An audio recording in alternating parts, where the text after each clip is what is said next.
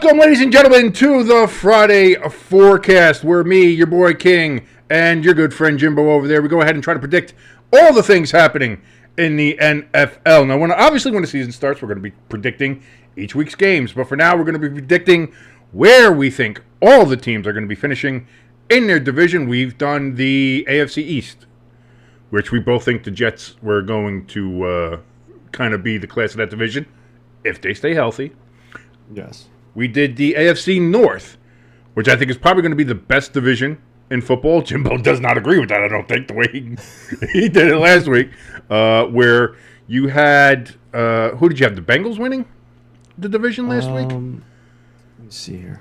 For some reason, I can't remember that. The Bengals. You had the Bengals. I did have the Ravens, I believe, winning, but the Bengals were right there with the, oh no, I had the Browns. That's right, I had the Browns winning. Yeah. And then the Ravens behind them. But I actually had all four teams making the playoffs. That's how good I think the AFC North can be. And now, we're taking a trip down south, baby. It's the AFC South's turn for us to go ahead and predict. But before we get to that, I do want to jump on something. You know, listen, we have the podcast. We talk about football. We talk about all the stuff anyway. And so this happened yesterday after we recorded the podcast, but I still wanted to get your opinion on it. If you saw any of it, if you've seen any clips of it, what you think about it. Jimbo, new kickoff debuted last night at the Hall of Fame. Did you see any of it? And what do you think of it? So, obviously I was at the training camp last night, so I didn't get to see the game. Okay. I seen some of your comments in our group chat and everything like that, so I did actually jump on YouTube real quick this morning to watch it. I'm not against it. I'm not for it. Like, you know, I could see why people think there's gonna be a lot more returns for touchdowns. Right. That opening kickoff, like, obviously they're not starters that are playing there, so, you know, it's backups. There was a lot of holes that guy could have went through and would have been gone. Well, I think with the special teams, they were doing well, and they were kind of. I think you had a lot of these special teams, like because this is what they want to work on this. Yeah. And the one thing I noticed yesterday during it too, like, is they worked like all aspects of it. They had the guys out there to hold it down if it was windy, even though it wasn't that windy, until I guess towards the end when the storms came and they had to cancel the game because of thunderstorms. But they had guys, you know, there's the new rule out there where you can have the holder out there. He's like a 12th man. He could put the holder, but then he immediately has to run off the field once the kick happens. Okay. And so they were trying all these things, just doing everything like that. It feels like to me, I'm the only person in the world that's universally likes this. That's because it's something new. And it's change. Well, that seems to be a lot of the reasons why people don't like it. Is, you know, again, I turned on the sports radio this morning here in the New York area, and the first thing I hear on Boomer and Geo in the morning is Geo losing his mind. This is the death of football. What happened to the game I love? We always talked about they were going to put flags and tutus on them, and this is that step. This is going to be it. Now anything is they've changed the game I love. It's like I understand what people are saying by saying like this is the biggest visual change to the NFL rules they've probably seen in their lives. And it is. I don't think there's a question about that. This is something that is legitimately, this is not moving the kickoff from the 30 to the 35. This is not, creating a new, different kind of formation or a different pass interference rule or anything like that. That's this or that, or, oh, well, you could, 2 feet in. Or I remember when it used to be, the old push-out rule, where if the referee thought that you were going to land in bounds when you were pushed out, that it would still be considered a catch. I mean, I remember all that nonsense. Yeah. So, like, it's those, there's little rule changes. This one is significant in that it looks so very different. Yeah. So I understand that point. But when it comes to what is happening in the game, and people were screaming, oh, well, they got rid of onside kicks, and they got rid of, you can't do a surprise onside kick anymore. Like, what happened to the game? How many times did you see a surprise onside kick ever? Like, in a season, there might have been 2 or 3 ever, like across the league, that you had surprise onside kicks. That's the only thing with me. Like, I was I was a little upset with that one, that they took the onside kick away until the fourth quarter because. All yes, right, but then again, much. but that's the other thing too. Is then how would you do a surprise onside kick with this system? Like you can't even really do that. Although, in listening to some people talk about it, Pat McAfee, kicker, he said it as well.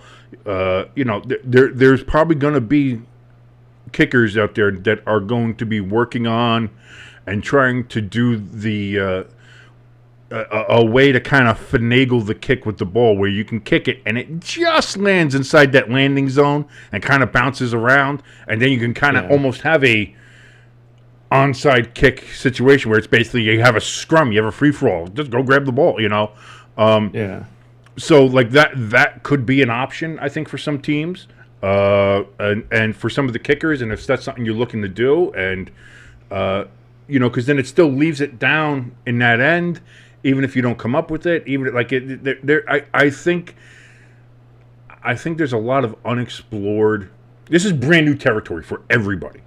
Oh yeah. This particular kickoff, and I think there's a lot of ways in which teams are going to want to do this, and I know some people are saying, well, you might have some teams just say, fuck it and kick it into the end zone and get a touchback on the 30 anyway, and maybe they do. And then maybe that's something they change in the offseason. They make it to 35 instead of the 30, or they, what have you. But I don't think every team is going to sit there and just give up 30 yards every single drive and possession and say, like, okay, well, now, unless you have an absolutely fantastic defense in which you think you can hold somebody like that, we'll see. We'll see how it works out. But as far as yesterday's first little test run in the NFL, I thought it was great. I liked it. I enjoyed it. That's all I'm going to put out there. The only thing I will say is I don't think this is going to do what the NFL is hoping for it to do. How they came out and said they're hoping that by changing the kickoff to this aspect of it, it will help have about 1,600 more plays. It will add plays though. It will add plays. I don't think it'll add that much, just because I think you're going to see a lot more kickoffs for touchdowns. We'll see. Well, we'll see. I don't know. Again, it's a very small sample size that we've had. We've had 2 1/3 quarter of actual play where we've seen it. I think after these couple of preseason games, we'll, a couple of weeks here, we'll get maybe a better feel of what we're looking for, what we're looking at, how it's going to be. So I think that's, again, I think it's overall a net positive, because it was either this or just get rid of kickoffs. Yeah. And I'm not a fan of that. I'm not a fan of getting rid of the kickoffs. The kickoff is, I believe, necessary in football. It's one of the, listen, we call the game football and we barely touch the fucking thing with our foot. Let's keep some foot in football. So again, I like it, but then again, I liked it when the XFL did it. And this is a slightly more, tweaked, nuanced version of the XFL version, but I still like, I like this as a way to shut up the people who are like, but player safety, and other people that are going to bitch that, they're ruining the game. I love put tutus on them, which now I've already heard both of them after this game, and they're both complaining. And usually when both sides are complaining, that means you're doing something right. So that's just, we'll leave that. Maybe we'll talk about it a little bit next week on the main show there on Wednesdays. But for now, this is the Friday forecast. We're going to be talking about the AFC South and what we think our division members there in AFC South, where they're going to finish, who's going to the playoffs, who's not, who's doing what, that, thou, and the other. Jimbo, as usual, you're going to be up first. So we're going to go ahead and we're going to pop over to our handy-dandy, nifty-difty screen here, where we're going to pop up these predictions, these thoughts that you may have. So I give the floor to you, sir. Your AFC South predictions for the 2024 season. Who you got? All right, so I will start with first place, because I just think that they're pretty much going to run away with this division. The Houston Texans I got them winning, I believe, 15-2. I see. Yes, you have them up there at 15-2. You think they're going to be maybe one of the best teams in the league? Yeah. I know how we talked about the Jets. I forget one of the other quarterbacks that we said, Deshaun Watson. It all depends on injuries, this and that. With Stroud, I think it's more, does he hit the sophomore slump? Or does he keep going, levels up and each time? So I think that's going to be not a big question, because I think he's going to keep improving each year. I don't think he's going to have a sophomore slump. Well, not with those. I mean, listen. When you look at the weapons that he has now, that he's got, Tank Dell will be coming back. He's got Stephon Diggs there, and that third guy, I can't remember his name. He had a big game in the playoffs. Why can't I remember? I think it begins with N. Nico Collins. There we go. Why can't? Man, my brain is just. I'm smart, but I'm so dumb. But yes, like when you have that's your weaponry. Plus now, again, I think Singletary was better in the backfield than Joe Mixon, but getting Joe Mixon is not that's not a bad replacement. No. So you still have a decent running game. You have 3 just banana lands receivers. I think defense is a little bit of a question for them. Yeah. Their secondary's a little weak still. I think their front seven's not that great either. I think they have one decent lineman. Nobody made the Pro Bowl last year for them on the defensive side. Pardon me, or All Pro. Nobody made the Pro Bowl. Nobody was All Pro. It was. Wait. I think somebody did make the Pro Bowl. I think the rookie did as a replacement on the defensive side, but they didn't. Nobody was an All Pro. I tend to go with All Pro more than the Pro Bowl, because Pro Bowls are somebody gets in and then half the people don't want to go, and then somebody else goes in and it's like, oh well, you're a Pro Bowler. It's like, pause. Let's not do it. So I like using All Pro as a better metric for how good somebody's been or how good a team's defense, offense, whatever, blah, blah, blah, blah is. So I think defensively, I think you still got some questions. I think you still got some problems. But offensively, they're going to be a fucking problem. If everybody stays healthy, and that's the problem. Tank Dell last year, he got injured. So you got to keep CJ healthy. I mean, when you have Tunsil on your offensive line, you're going to do pretty well with helping to keep him healthy and protected. So I think as long as you keep him healthy, you keep your receivers healthy, and if Diggs can be a good teammate, if he can not be a locker room cancer, first year Stephon Diggs is usually good. Stephon Diggs, good teammate. Not gonna cause too many problems, kind of stuff on Diggs. Yeah, we'll see. We'll see. We'll see how it goes. But if he can do that, if he's not getting his targets, but can still be like, I'm glad for these guys. I'm here doing my job, everything like that. Blah blah blah. If he can do that and not cause any problems or issues, Texans offense is gonna be a problem. Yeah, and I mean, also helps that this is one of the weakest divisions in the NFL, according to me. My predictions. Right. And I can see that as we look at, because we go the 15-2 from the Texans, and then there's a 9-game fucking drop off to second place. And like I say every week, I take this seriously. I'm not doing this to piss me off. No, we're doing this legitimately as we see it. That's why we use that playoff predictor website. I like it. It helps us keep track and know that we're not just willy-nilly just throwing wins and losses out there and not keeping track of anything. I like that we have this idea of matching up how these teams play week to week, how we think each matchup each week is going to be, and these are the results that we're coming out with. Now, does that mean that these results are going to be anywhere near what happens? Clearly not. I mean, if it does, I'm going to be pissed I didn't put any money on it, but so you have the Texans winning the division, 15-2. Who's your second place team? Second place, it's a tie between the Jaguars and Indy. They both have the same record. So let me touch on the Jaguars first here. They did add some receiver help, not much, I think, but me personally, I think Trevor Lawrence is overrated. I've always thought he was overrated, and especially with the contract he got, to say that he's better than Daniel Jones, I think he's like a top 20 quarterback. Like I just don't think he's good.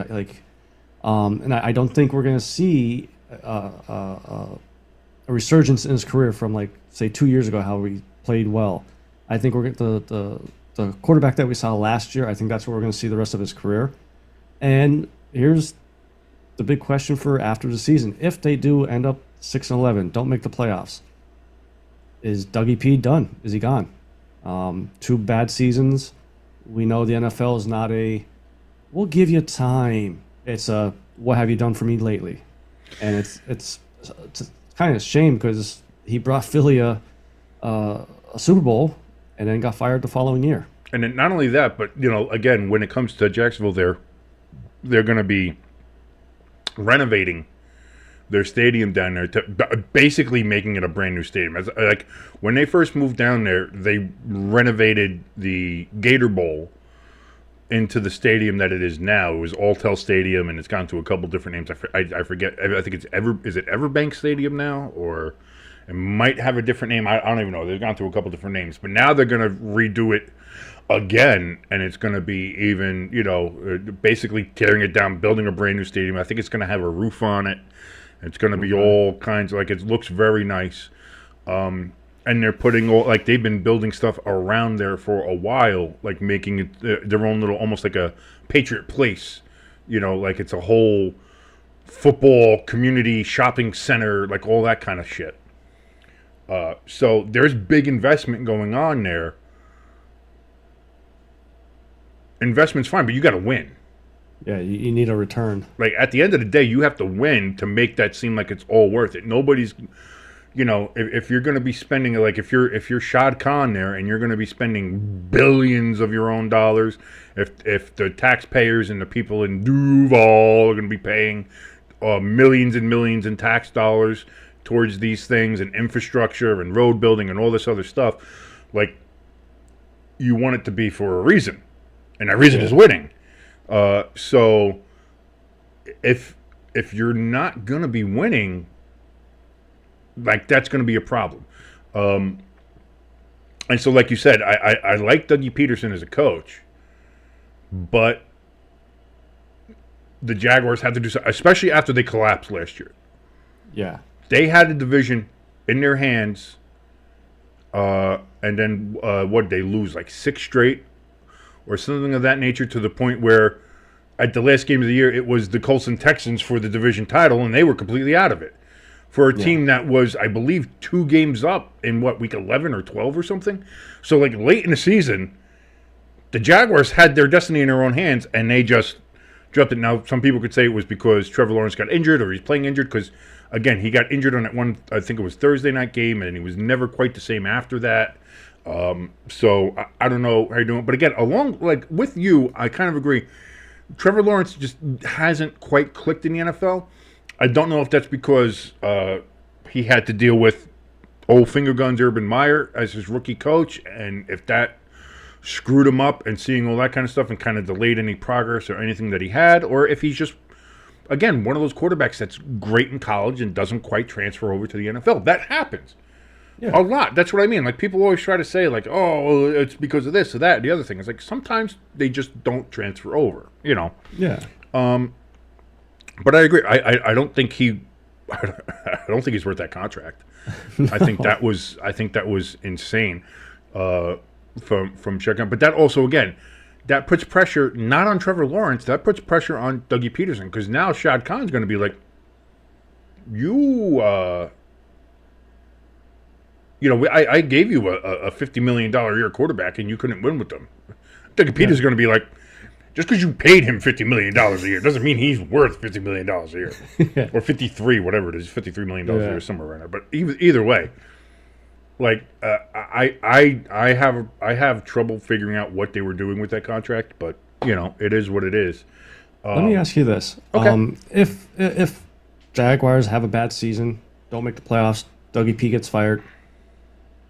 Do you think he takes a step back and just looks for a coordinator job, kind of build himself back up like a Dan Quinn, build himself back up to a head coaching position? I don't know. I think it depends on what jobs are out there, who's looking. Will there, what job openings could there be out there at the end of next year? Like, who's on the hot seat? Yeah. Could it be? Could Arizona and their coach be one of them? You got that fire in your belly? No, but you're gonna get fired. Get out on your belly. Is there? If the Giants don't do anything this year, does the Giants' job become available? Does he want to take that to kind of get a little, to Philly? If it depends on, again, I think it depends on what jobs are open. If he wants to take a step back, if he maybe wants to take a year off, which is usually not a great idea, because once you're out of the cycle, it's hard to get back into it. Whether that is being a head coach or coordinator, whatever. So, but that'll be up to him. That'll be up to him. I think it's up to him. And I think if that happens, I think it also is a case of what jobs are out there, and what would he be willing to do if any of them are enticing, if any of them want him, based on the situation or who they're working with or any of those things. It's a big factor on this forecast show. That's hard to forecast. I don't know. That's like a long range forecast. Still a lot of variables. I think it depends on. I think a lot of it depends on what jobs are open when we get to the end of the season. Come to me with that question at the end of the season when we have Black Monday. When Black Monday hits and we have all the firings and stuff, then we'll see. Because you got to remember, still, Vrabel's still out there. Pete Carroll says he still wants to coach. He's still out there. Billy B, Billy Boy, he's still out there. So I think that's there. The one I'm surprised about here with you is the Colts. Having the Colts all the way there at fucking 6-11 is, to me, surprising. Explain yourself. Yeah, like why do you think the Colts are that low? Even though they improved the wide receiving core, they got Pittman back. I don't think they had to franchise him. I think they signed him to a long-term deal.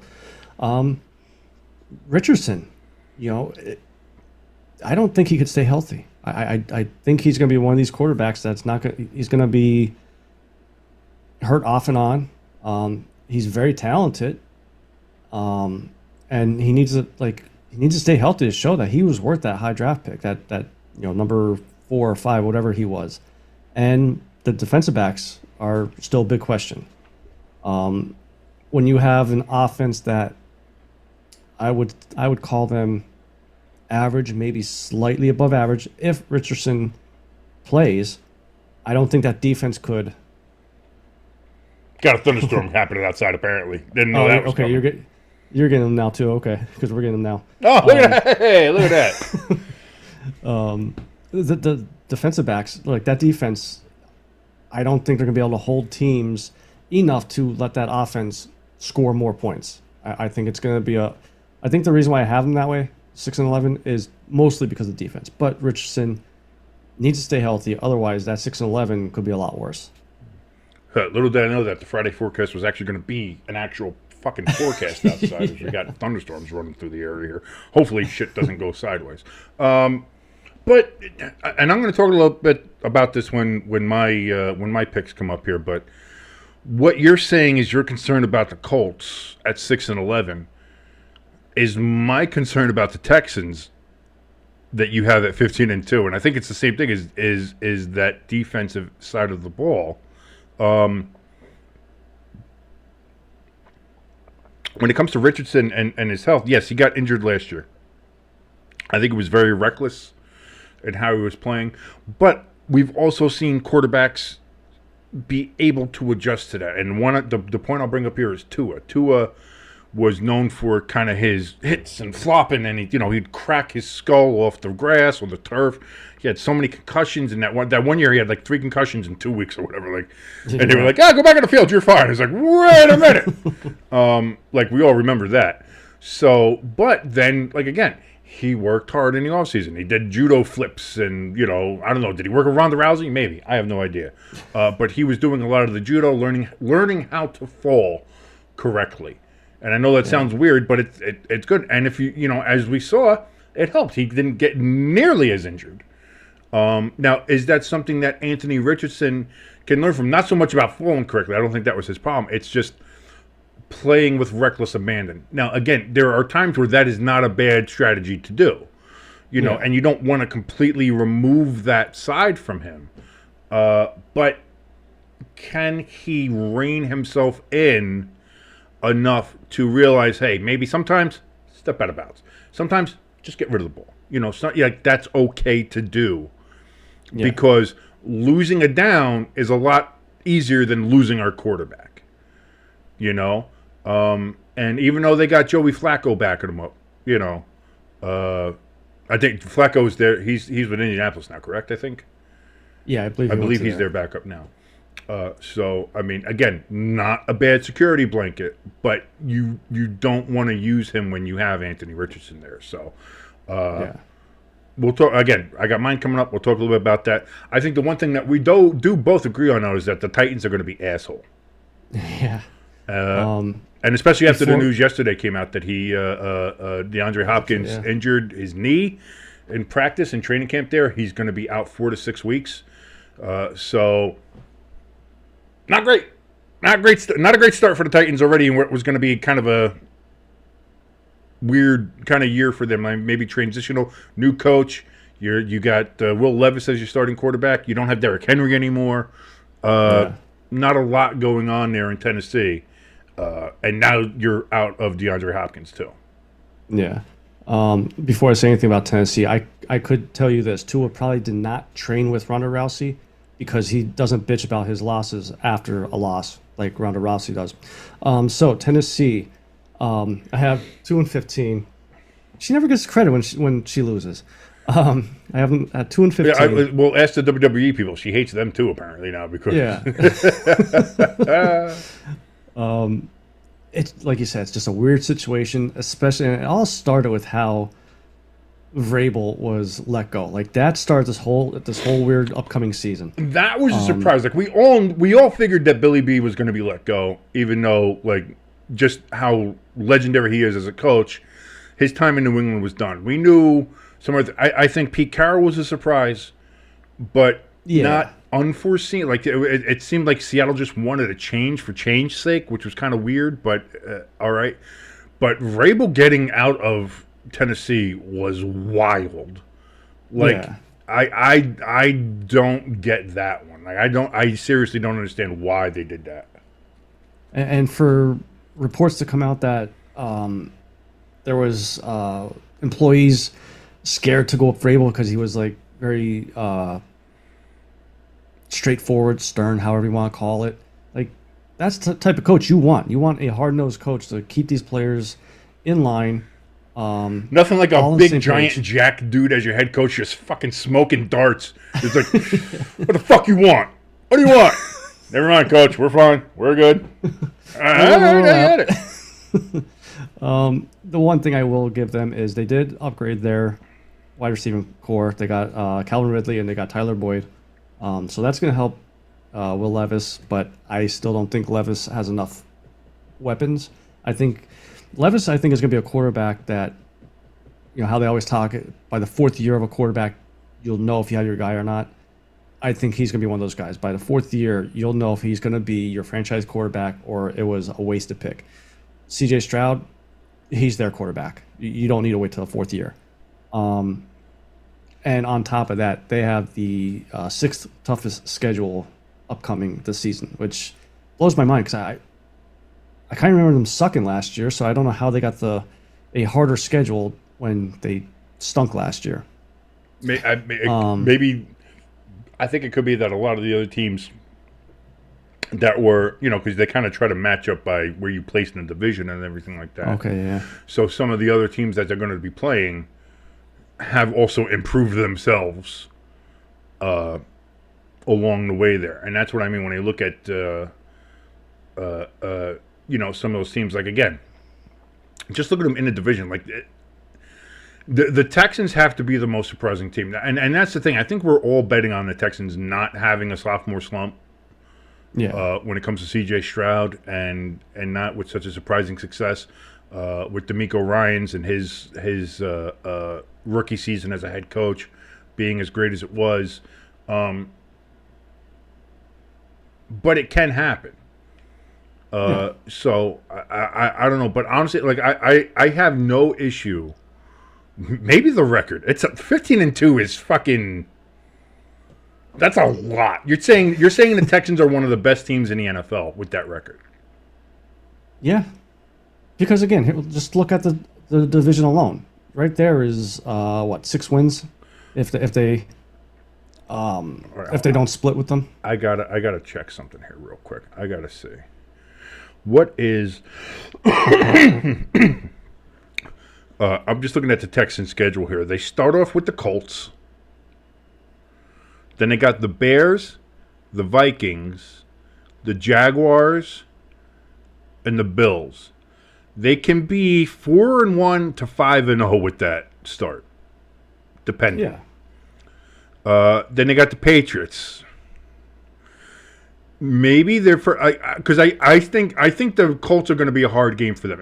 It's divisional. The Colts are good. That's the first game of the year. They're in Indianapolis. I think the Texans can lose that game. Okay. But then you look at like their next hard game after that, I would say is probably the Packers in Week 7, which is the first loss I gave them. And then they play the Colts again the following week in Week 8 in Houston. So there you have maybe back-to-back hard games. Then they have to play the Jets. So that's 3 hard games in a row. Then the Lions, that's 4 hard games in a row. Then the Cowboys in Dallas, no matter what you think about the Cowboys, that could be a hard game. Yeah.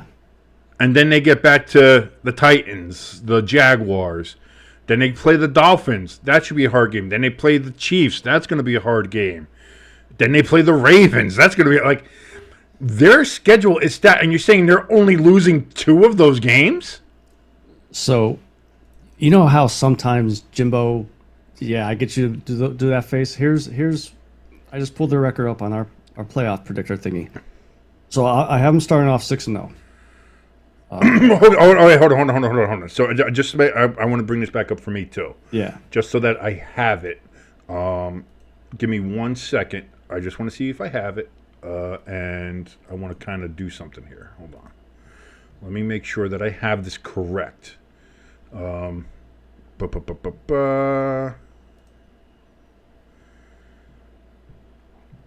want to pull this down here for a second. Okay, I'm going to pull your thing off here. I'm going to go to their schedule. So I have their schedule here.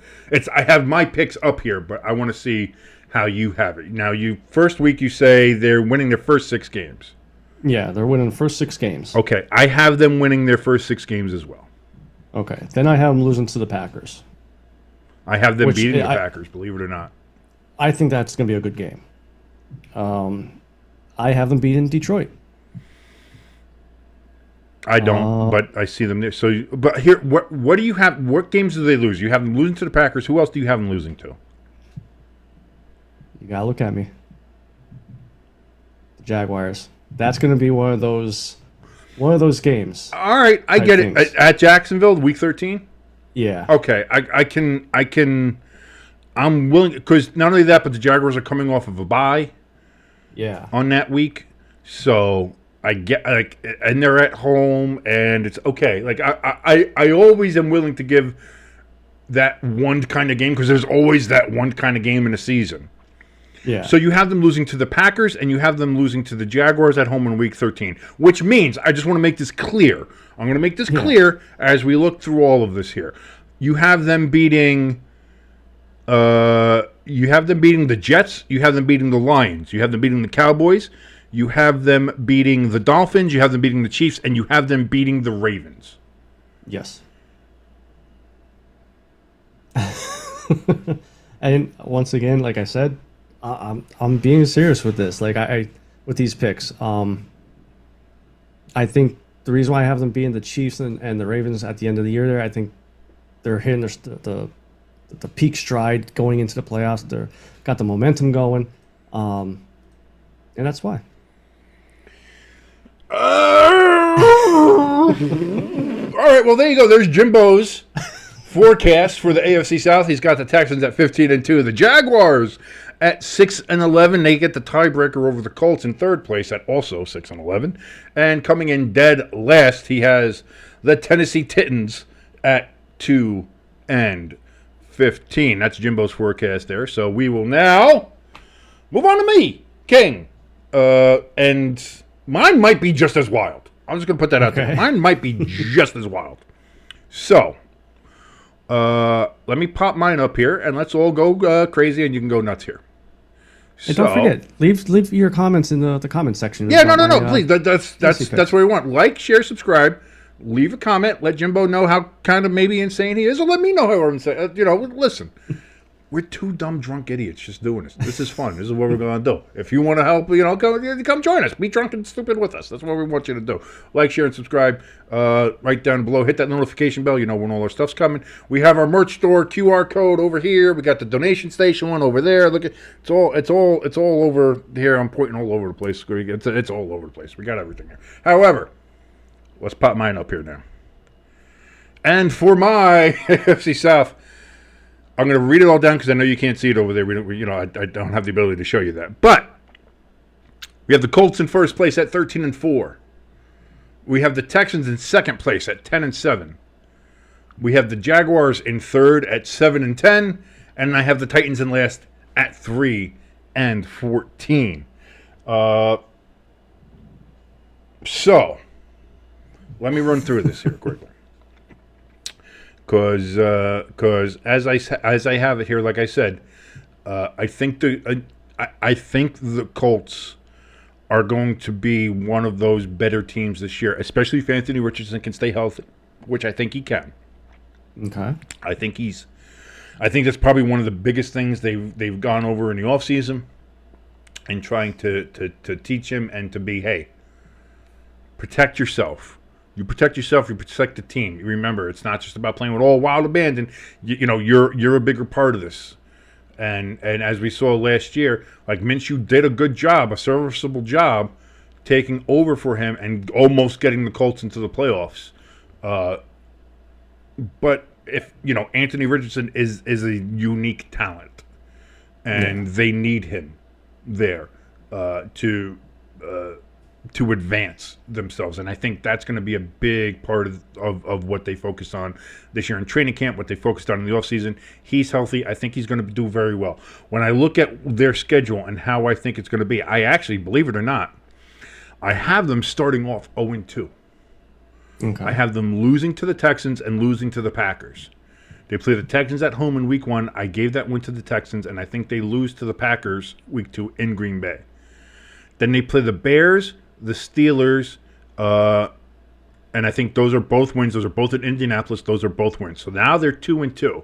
Then I have them playing the Jaguars, and a lot like you said, I think it's just one of those games in Jacksonville, division. Jacksonville wins that game. So now, right now, in week 5, I have the Colts at 2-3. This is where we're starting off here.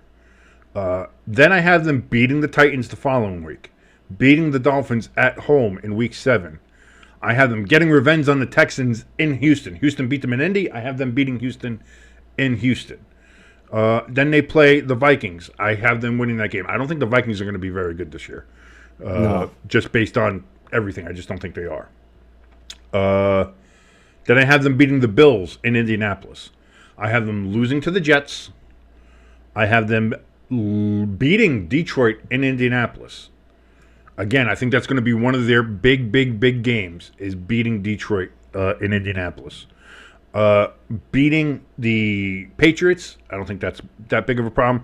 Beating the Broncos, beating the Titans again, beating the Giants in Week 17, and then beating the Jaguars again in Week 18. So I have them going on a pretty decent winning streak after that loss to the Jets.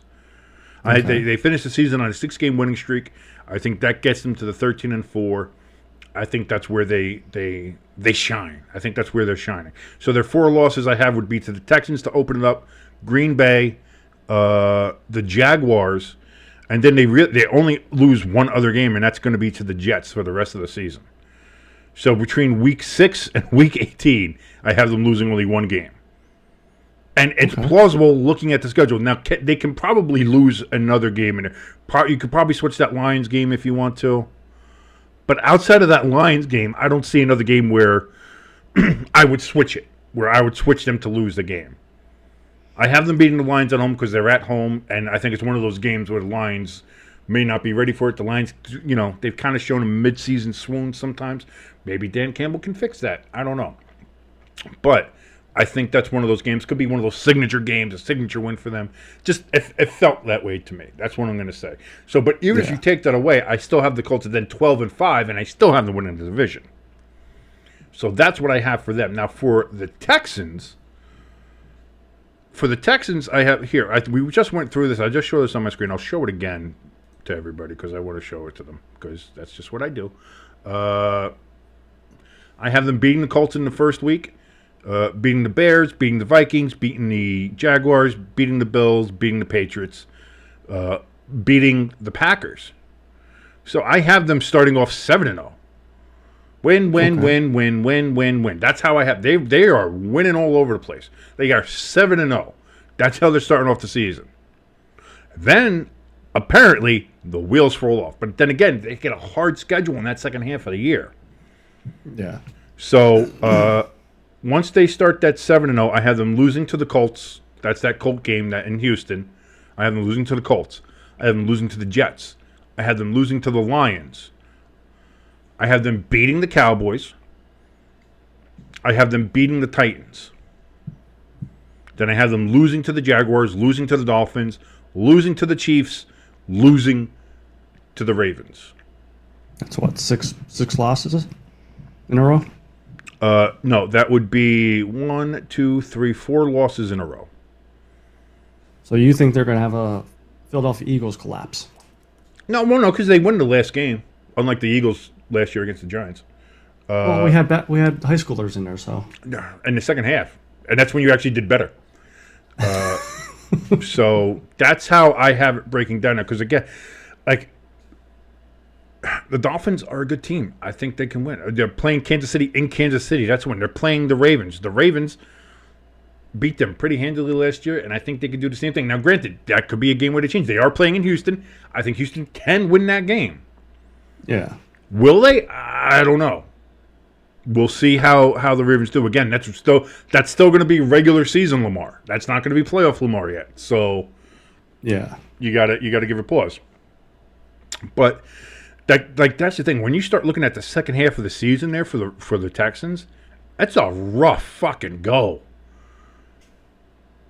When you look at that and you got the Jets, the Lions, the Cowboys, even at home. I'm sorry, the Cowboys game, that's going to be a tough game. I have them winning, but that's a tough game. Yeah. The Dolphins, the Chiefs, the Ravens, like that's a tough second half of the year for them. So that's what I mean. I have them starting off great. Like I think halfway through the season, you're going to be like, "See, told you so. This is great. I'm telling you, Texans are going to be great." And I don't disagree with that. But that first half of the year is, again, on paper, a bit cupcakey. Yeah, it's a bit of cupcake.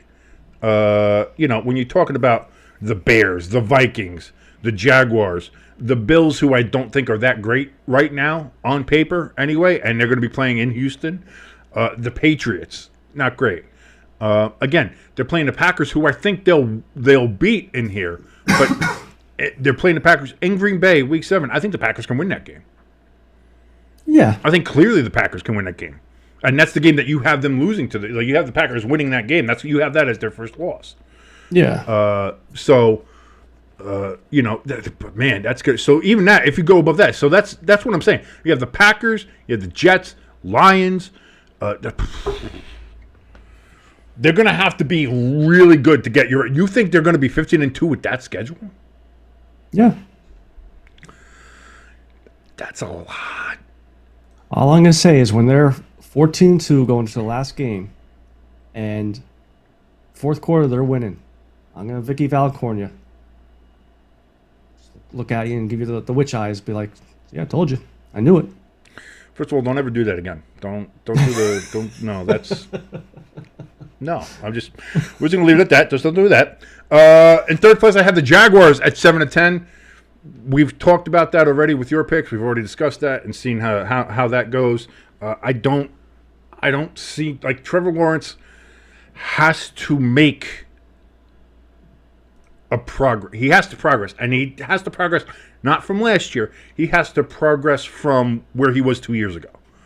Like, he's got he needs to make a massive leap in his play and how he did, and especially now that he's getting paid the way he is. But I mean, I don't know. You have them playing the Dolphins. I think that's a loss. You have them playing the Browns. I think that's a loss. You have them playing the Bills in Buffalo. I think that's a loss. Texans, that's a loss. Again, I have them beating Indianapolis at home, but that could easily go any other way. I have them playing. I have the Bears beating them in Chicago. Holy shit! I think that might be Caleb's first win. I do. I think. Again, I think everybody gets one. I think everybody gets at least one. I have them beating the Patriots, but then they play the Packers. I think that's a loss. They play the Eagles. I think that's a loss. They have them beating the Vikings. They lose to the Lions. I have them getting their one win at home against the Texans, beating Tennessee, losing to the Jets. I have them beating the Raiders in Vegas. I'm not even sure about that one. I might switch that. They might be 6-11. I have them beating the Titans, and then I have them losing to the Colts in the season finale. Again, I don't see again, in order for this to be wrong, Trevor Lawrence has to play better. Yeah. Bottom line, it all revolves around him. Like, usually, like, it's cliche and a trope to say, oh, quarterback is the most important position, and it all rests on the quarterback. However the quarterback goes, the team goes, all that kind of stuff. I get that, but this is 100% that case. Yeah. As Trevor Lawrence goes, so does this team. So can the 7-10 be wrong? Absolutely. But Trevor Lawrence is going to have to play like a top 5, top 3 quarterback. He's going to have to play up to his contract. And if he doesn't, I think you're looking at where the Jaguars are finishing, 7-10, or like you said, 6-11. I think that's where their ceiling is. If he plays the way he played last year, this is where the Jaguars are going. Yeah. That's the bottom line. And as far as the Titans go, like, I think we've said it. I've been saying it for a while now. It seems like a team that is just on a rebuild, and it seems like some players go there now just to maybe get a payday and do it. Like, it doesn't feel like there's any momentum there.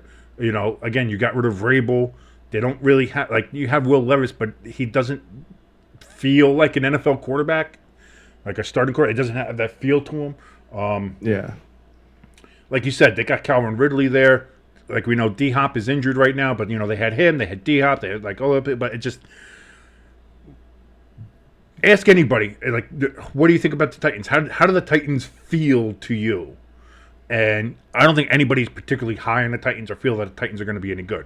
Now, there might be some asshole out there who says, like, oh, they're my sleeper team. I think they're going to do really great. You don't know what you're talking about. And that might be, but they certainly need the Donnie, you don't know what you're talking about. You know, rest in peace, Donnie.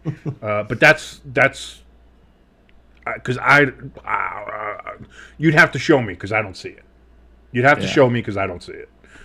So that's where I have my forecast for the AFC South. I have your Colts winning the division at 13-4, the Texans at 10-7, the Jaguars at 7-10, and the Titans, the Titans, at 3-14. Now, here's a surprising thing, though, because of, you know, again, it goes to everything else here. And as I mentioned, in doing all these picks last week in the AFC North, all 4 teams made the playoffs. Okay. So that means for the rest of the divisions, only the division winners go to the playoffs. So the way I have my picks and predictions here means that the Texans are missing the playoffs at 10-7 because they didn't win the division. I have the Colts winning. I think that's the part where people are going to be like, what the fuck are you talking about, King? I get that. I get that that's going to be a little bit of a but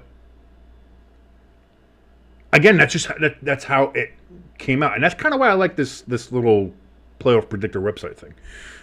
You know, to help kind of piece everything together. And then it turns out you surprise yourself. Yeah. Like I didn't really think I'd have the Colts winning the division or anything this year, especially because in our power rankings in our countdown, which you can catch every Tuesday if you go ahead, like, share, subscribe, hit that notification bell, you'll know when we post it. I have the Texans in the power rankings. I don't have anybody. I don't have the Colts. But this is based on the whole season. We're going into the preseason power rankings based on where we think teams are right now. I think as the season goes along, based on the schedule, as things break down, I think the Colts can do this. Big if, Anthony Richardson stays healthy. I think that's the big key. So that was my predictions. Your predictions is you have the Texans at 15-2, one of the best teams in the league, just beating everybody, beating the Ravens, beating the Chiefs, beating the Dolphins. I think I actually have them number 1 in the conference. You might. Hold on. You sent me a picture of your conference standings. Hold on. Yeah. Okay. Yeah. There you go. I gotta see. Let me check real quick here. Because them and the Jets were tied. Yes, you have the Texans because in conference you have them at 11-1, and the Jets are 10-2 in conference. So they're both 15-2, but the Texans get the nod as the number 1 overall seed. So you have the Texans as your number 1 AFC team. And in a conference with the Chiefs and the Ravens and the Jets, and you have the Texans to be number 1. Listen, stranger things have happened. And I will say, things. There was no Jameson running through my blood when I did these picks. I love it. It looked like it, dude. I love this because we're kind of already a little out there with the picks here. Like I'm interested to see how this all finishes, how this all goes up. I know you're gonna go apeshit over my NFC East. I know you are, and not for the reasons you think. Like don't worry about that. But like my NFC picks are fucking wild. And again, not because I had any, like I wasn't like picking or choosing, just the way everything kind of broke down with this. Yeah. It's fucking wild. So you guys got to make sure you stay tuned. I see what you did there. I see what you did. But hey, listen, if you want to stay tuned, and you should, like, share, and subscribe. I know it's like the third time we've done it too, but it really means a lot to us if you go ahead, like, share, and subscribe. Because again, the more subscribers we have, then we might actually be able to monetize. And if we monetize, we can actually get things to make the show better microphones. Like I said, this microphone is 8 years old and cost $30 8 years ago. So not the best, not the greatest, and better cameras and better stuff like that. Like we can all just, better graphics. Although the graphics are pretty good, if I do say so myself. Graphics, they are pretty top fucking notch. But you can also help us by going to the donation station QR code over here. Donate a couple bucks if you want to help us out for all that we're doing here, and also buy some merch. That's basically donating, but you get something for it. You get a nice shirt, nice hoodie. I have a lot of hoodies there. I'm focused on fall when I do these, so a lot of hoodies. So you can get ready for football season. We got a lot of football style hoodies there. I got the 8-bit football helmets. More are coming to those. Got some of the Jersey Giants and Jersey Jets shirts. Got a Philly alternate shirt. Got a whole bunch of cool stuff. I think you'll like it. So you can go and check all of that out for us. Jimbo, anything else on this Friday forecast before we get the hell out of here?